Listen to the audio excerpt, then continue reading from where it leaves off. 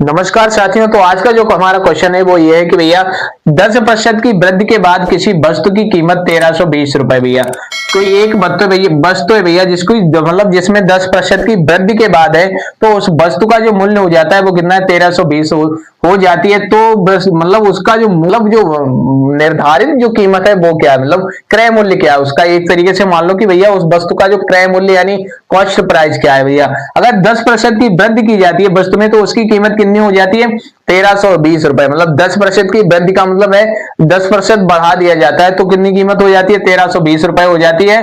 तो उस वस्तु की मूल कीमत कितनी थी भैया, यानी क्रय मूल्य, या एक तरीके से मान सकते हैं उस वस्तु का कॉस्ट प्राइस क्या था। ऐसे आप समझ सकते हैं। तो हम क्या करेंगे भैया, इस तरीके के क्वेश्चन को बनाने का तरीका क्या होता है। तो इस तरीके के क्वेश्चन को हल करने का तरीका होता है भैया, देखिए 10% की वृद्धि हो रही है तो मतलब हम क्या 10% बढ़ाया जा रहा है। जैसे किसी भी वस्तु का अपने आप में भैया कॉस्ट प्राइस जो होता है वो कितना होता है 100% होता है। अगर वही भैया अगर उसमें हानि हो रही है तो मतलब कम हो रहा है, और अगर लाभ हो रहा है तो बढ़ा दिया जाएगा।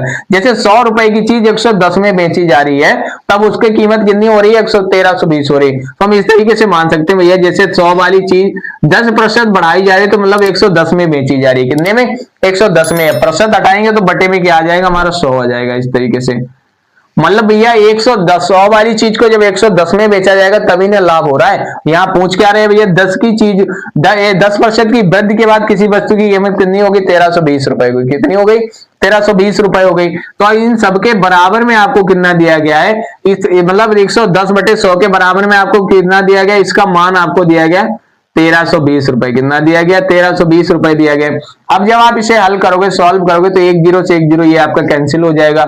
अब अगर आप 11 से भैया 132 को क्रॉस करोगे तो ये आपका जाएगा 11 एकम 11 और 11 एकम 11। इधर कितना रह गया भैया 11 एकम 11 और इधर रह गया भैया 2 रह गया। इधर गया 11 दूनी 22। कितनी बार जाएगा 11 से जब आपने 132 को क्रॉस किया तो ये आपका गया 12 बार। अब यहाँ कितना है 100 है, यहाँ कितना है 12 है। तो जब 100 और 12 की आप मल्टीप्लाई करवाओगे तो 1200 आ जाएगा। 100 और 12 की जब आप मल्टीप्लाई करवाओगे तो कितना आ जाएगा, देखिए ये 12 की 1 से मल्टीप्लाई करवाओगे तो 12 आ गया।